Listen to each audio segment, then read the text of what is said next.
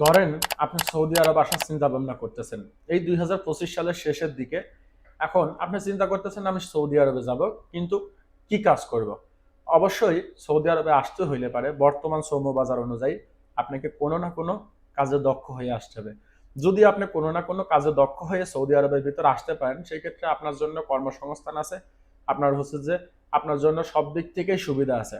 আর আপনি যদি অদক্ষ শ্রমিক হিসেবে সৌদি আরবে আসেন, সেই ক্ষেত্রে সৌদি আরবে আপনার জায়গা হবে হচ্ছে যে সৌদি আরবের যে সমস্ত মার্কেট, মসজিদ, তারপরে হচ্ছে যে আপনার ব্রিজ, এসবের নিচেই। কারণ ওইখানে আপনি বসে থাকবেন, কাজের কোনো সিস্টেম নাই, ইকামা নাই, কোনো কিছু নাই। আপনি অবশ্যই আসার জন্য চিন্তা ভাবনা করবেন জেনুইন কোম্পানিতে, অবশ্যই কোনো না কোনো কাজ শিখে। সেই ক্ষেত্রে আপনার জন্য সৌদি আরবে কর্মক্ষেত্রগুলো হবে হচ্ছে যে খুবই সুউজ্জ্বল। এখন কথা হচ্ছে যে সৌদি আরবে কোন কাজে আসা যায়, সৌদি আরবে কোন কোন কাজের ডিমান্ড আছে। সর্বপ্রথম সৌদি আরবে এক নাম্বার যে ডিমান্ডটা আছে সেটা হচ্ছে যে আপনার সৌদি আরবের ভিতরে আপনার ড্রাইভিং পেশা। ড্রাইভিং পেশাতে প্রতি বছরই লোক আসে, বিভিন্ন দেশ থেকে লোক আসে, বাংলাদেশ থেকেও আসে, এবং বাংলাদেশেও এই ভিসাটা খুঁজলে পারে পাওয়া যায়। ড্রাইভিং ভিসাটা খুবই চমৎকার একটা পেশা।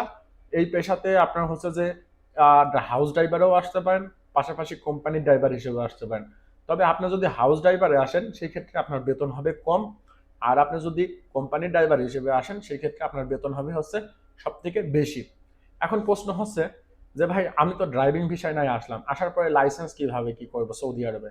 সৌদি আরবে আপনি যদি হাউস ভিসাতে আসেন, অর্থাৎ হাউস ড্রাইভার ভিসাতে আসেন, সেই ক্ষেত্রে আপনার লাইসেন্স সার্টিফিকেট করার দায়িত্ব হচ্ছে যে আপনার কফিলের, অর্থাৎ আপনি যার গাড়ি চালাবেন সে আপনার লাইসেন্সটা তারতিব করা, অর্থাৎ বানিয়ে দেবে। এবং আপনি যদি কোম্পানির আন্ডারে আসেন পাশাপাশি, সেই ক্ষেত্রে লাইসেন্স বানানোর দায়িত্ব থাকে কোম্পানিদের উপরে। কিছু কোম্পানি বেতন থেকে কিছু টাকা কাটে, কারণ লাইসেন্স বানানো এটা একটা ব্যয় সাপেক্ষ ব্যাপার। এবং কিছু কোম্পানি আছে কোনো টাকা পয়সাই কাটে না, আপনার হচ্ছে যে তারা তাদের নিজ খরচে লাইসেন্সগুলো তারতিব করে। দ্বিতীয় যে পেশাটা আছে সৌদি আরবের ভিতরে সেটা হচ্ছে যে আপনার ইলেকট্রিক্যালের পেশা। ইলেকট্রিক্যাল অর্থাৎ আপনি যদি কারবার কোনো কাজ জানেন, অর্থাৎ ইলেকট্রিকের কোনো কাজ যদি ভালোভাবে জানেন, অর্থাৎ হাউস ওয়ারিং, তারপরে দেখা যাচ্ছে যে মোটামুটি ভালো কাজ জানেন, সেই ক্ষেত্রে সৌদি আরবে আপনার জন্য কর্মসংস্থান আছে খুবই চমৎকার। তৃতীয় যে পেশাটা সেটা হচ্ছে যে আপনার কেবল কানেকশন। কেবল কানেকশনের ভিতরে যেমন কাজ পড়ে হচ্ছে যে আপনার ওয়াইফাই কানেকশন, পাশাপাশি আপনার সেট আপ বক্স কানেকশন। এই কাজের চাহিদা কিন্তু সৌদি আরবে খুবই আছে, এই কাজের চাহিদা প্রচুর পরিমাণে আছে সৌদি আরবে। যেহেতু সৌদি আরবে প্রতিটা প্রতিষ্ঠানের ভিতরেই আপনার হচ্ছে যে ক্যামেরা, ওয়াইফাই, তারপরে হচ্ছে যে আপনার সৌদিদের প্রত্যেকটা ঘরে ঘরে হচ্ছে যে আপনার সেট আপ বক্স কানেকশন, যার জন্য এই কাজের চাহিদা আছে খুবই। চতুর্থ যে কাজের চাহিদা আছে সৌদি আরবের ভিতরে সেটা হচ্ছে ওয়েল্ডারের।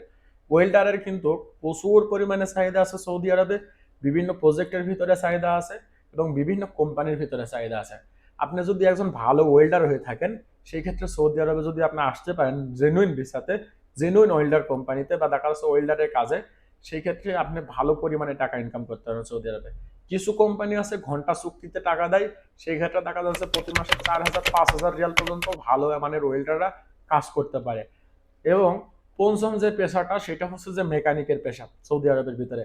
আপনি যদি ভালো মানের ডিজেল মেকানিক হয়ে থাকেন, অর্থাৎ ডিজেল ইঞ্জিনের মেকানিক হয়ে থাকেন, সেই ক্ষেত্রে সৌদি আরব আপনার জন্য বিশাল বড় কর্মক্ষেত্র জায়গা আছে সৌদি আরবের ভিতরে। কারণ দেখেন সৌদি আরবের ভিতরে কিন্তু সবই গাড়ি, বাংলাদেশের মতন ওই লক্ষ ঝকর কোনো গাড়ি না। সৌদি আরবের ভিতরে অনেক বড় বড় এবং অনেক দামি দামি কিন্তু গাড়ি আছে। এবং সৌদি আরবে মেকানিকের খুবই চাহিদা আছে। এবং সৌদি আরবের ভিতরে দেখা যায় যে বেশিরভাগ মেকানিকের যে চাহিদাটা সেটা পূরণ করে হচ্ছে যে বাংলাদেশিরা, পাশাপাশি ইন্ডিয়ানরা, পাকিস্তানিরা খুব বেশি করে, এবং মাসরিরা খুব করে, মাসরিরা অর্থাৎ মিশরিরা করে।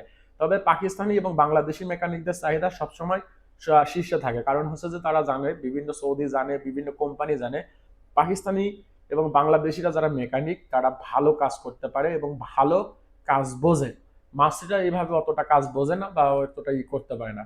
ওটা দেখা যাচ্ছে অন্য অন্য মেকানিকের অন্য অন্য সাইডগুলো একটু ভালো করতে পারে, তবে ইঞ্জিনের কাজগুলো বাংলাদেশিরা সব থেকে বেশি করতে পারে এবং পাকিস্তানিরা সব থেকে বেশি ভালো কাজ করতে পারে।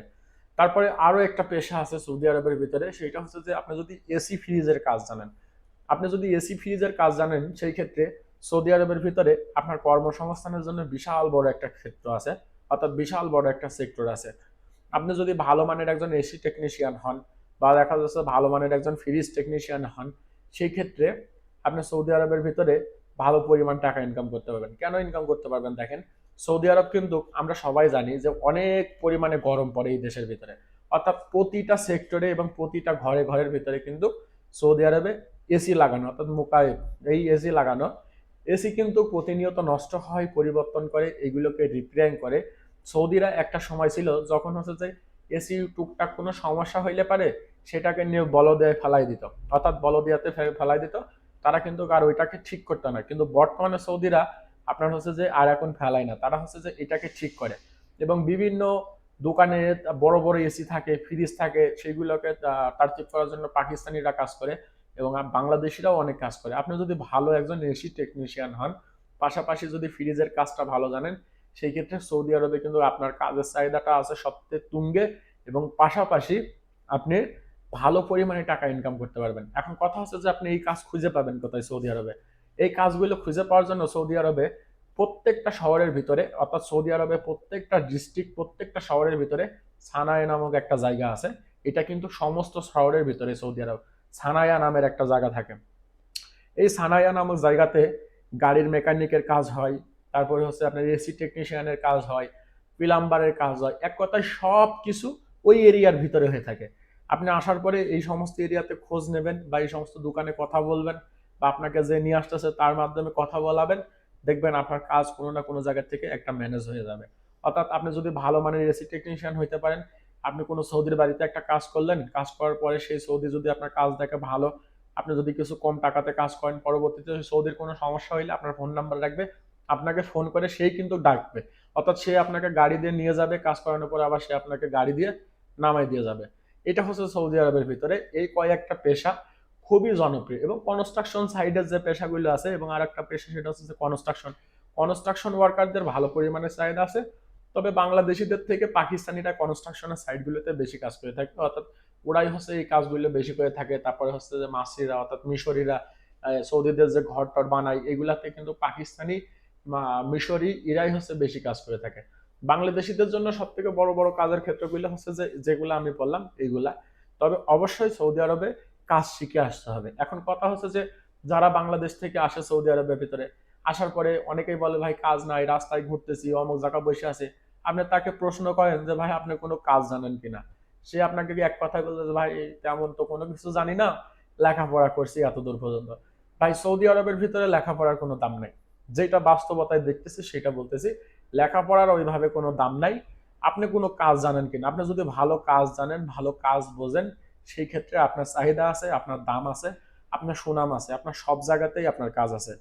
বাংলাদেশ থেকে যারা আসেন, যদি 100 জনের হিসাব করেন, সেই ক্ষেত্রে 99 থেকে আপনার 95-এর ভিতরে, এর ভেতরে আশপাশের ভেতরে মনে করেন যে কাজ না জানা লোক আসে। মানে হঠাৎ করে মন চাইছে, দালালের সাথে কথা হয়েছে, ওই অমুক কোম্পানিতে কাজ দেবো, কফি শপে কাজ দেবো, ফুড ডেলিভারি, ক্লিনারের কাজ, এইসব বইলে পাঠায় দেয়। আসলে স্যার ওই সমস্ত কাজের প্রতি কোনো ধারণাও নাই, বা দেখা যাচ্ছে যে ওই কাজের প্রতি তার কোনো কোনো সুনির্দিষ্ট কোনো জ্ঞানও নাই, যার জন্য আপনার হচ্ছে যে ওদের কিন্তু অনেক রকম সমস্যা তৈরি হয় সৌদি আরবের ভিতরে। তো এখন এই ব্যাপারগুলোই হচ্ছে যে সব থেকে বড় একটা ব্যাপার।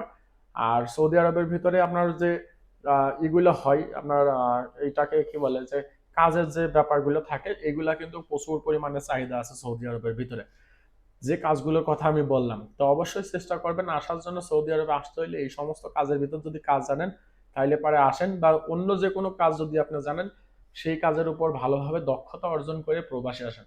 কারণ আপনি যদি দক্ষ হয়ে প্রবাসে আসলে আপনার কর্মসংস্থান নিশ্চিত থাকবে, এটাই হচ্ছে যে ব্যাপার। আপনি যদি দক্ষ হয়ে বিদেশ আসতে পারেন, অর্থাৎ আপনি প্রবাসে আসলেন, আপনার কর্মসংস্থান যদি আর নিশ্চিত হবে, কারণ আপনি দক্ষ শ্রমিক, আপনাকে যে কোনো জায়গায় আপনার